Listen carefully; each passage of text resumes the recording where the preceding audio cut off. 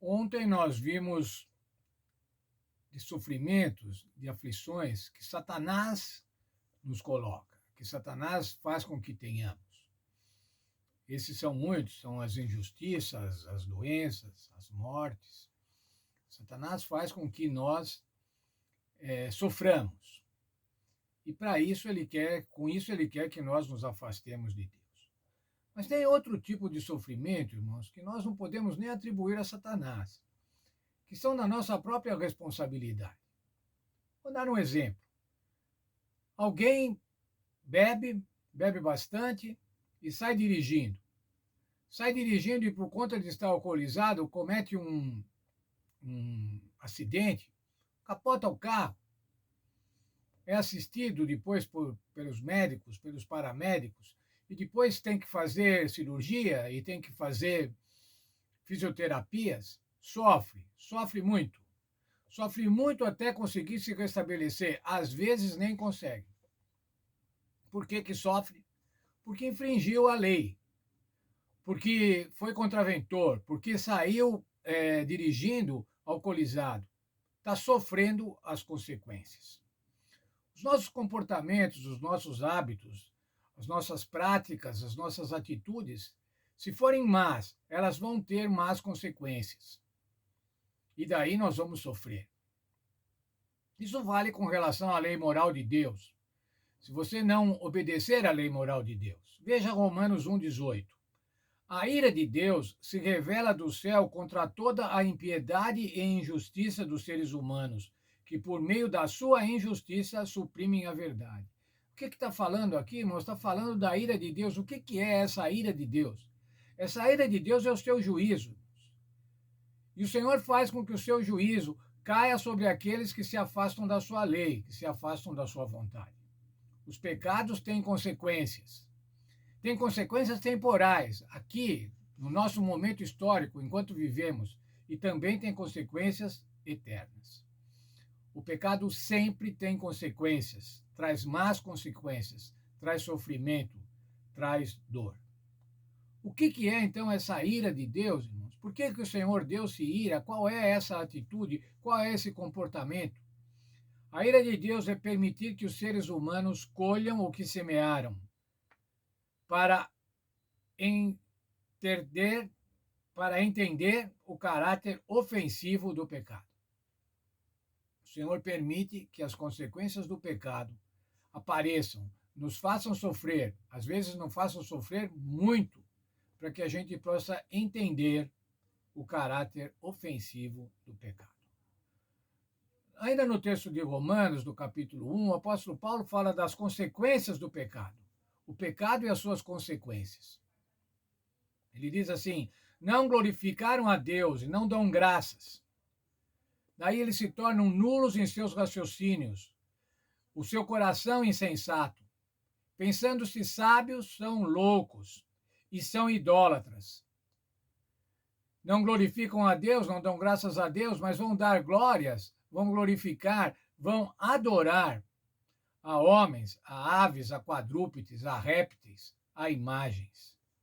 Por conta disso, a ira de Deus então se manifesta. Isso é, Deus deixa que as consequências do pecado corram soltas. O Senhor os entregou ao pecado. E o apóstolo ainda diz assim: eles desonraram o corpo. O que era desonrar o corpo, irmãos? Desonrar o corpo era ter práticas sexuais inadequadas. Desonrar o corpo era ter práticas sexuais homossexuais, não de acordo com o sentido natural, com o afeto natural. Mais ainda, diz que eles desprezaram o conhecimento de Deus. Ao desprezar o conhecimento de Deus, passaram a adorar a criatura em lugar do Criador.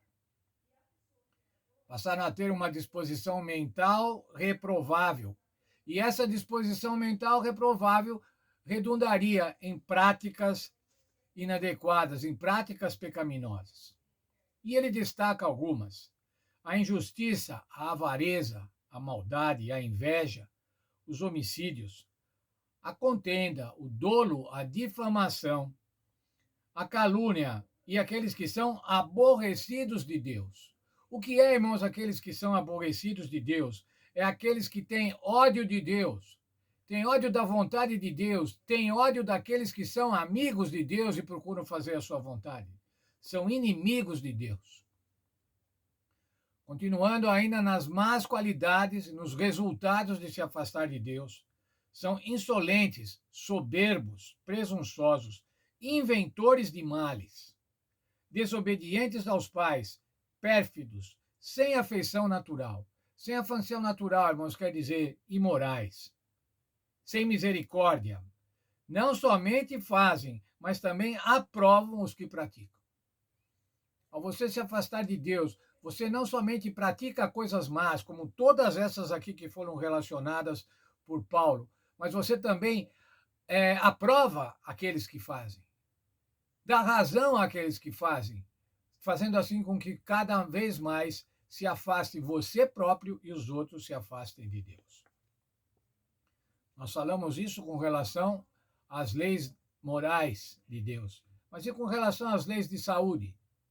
Quando desobedecemos às leis de saúde, quando temos hábitos que não são bons para a saúde, quando você come demais, não estou nem falando se você come mal, mas se você come demais e se deixa estar obeso, se você come muito açúcar e fica diabético, as consequências estão aí. E as consequências não são por causa de Satanás, as consequências são por causa do seu mau apetite, de você ser intemperante. Se você é intemperante no trabalho, se você é intemperante no exercício físico, você também pode colher consequências más. Exercício físico é bom, mas exercício físico em excesso, quando aquilo vira uma idolatria, não é bom e você pode colher coisas muito más com isso. O que dizer com relação aos hábitos, aos vícios, ao álcool, ao fumo, às drogas? A pessoa se utiliza de drogas e daí colhe todas as consequências de se utilizar de drogas. Ou se você também exagera no lazer, exagera no que você entende que é recreação, divertimento, esporte, você vai colher as consequências. Pecado sempre traz consequências. O Senhor Deus pode até usar essas consequências, que são consequências do pecado, que são sofrimentos do pecado, pode usar para nos aproximar mais perto dele. Mas no final, irmãos, o que tem a ver é que essas são consequências do pecado, daqueles pecados que nós, porventura, pratiquemos. O pecado sempre tem consequências. Tem consequências para a nossa vida diária hoje, ou para o futuro, daqui a alguns anos. Muitas vezes, por exemplo, com relação ao fumo, quem está fumando não se dá conta ou não quer saber que no futuro ele pode adquirir um câncer de pulmão. Consequência de um mau hábito. Mas também tem consequências, irmãos, além do nosso tempo, consequências eternas. Quando você se afasta totalmente de Deus, você demonstra que não quer estar com Deus. Você demonstra que não quer a salvação propiciada pelo Senhor Jesus Cristo. E você vai colher a ira de Deus. Você vai colher as consequências do pecado. Que Deus nos abençoe e a gente possa entender isso, possamos deixar o pecado, lutar contra o pecado, pedir a Deus que nos livre do pecado, para que a gente possa colher bons frutos e não colher sofrimentos por conta das nossas práticas pecaminosas.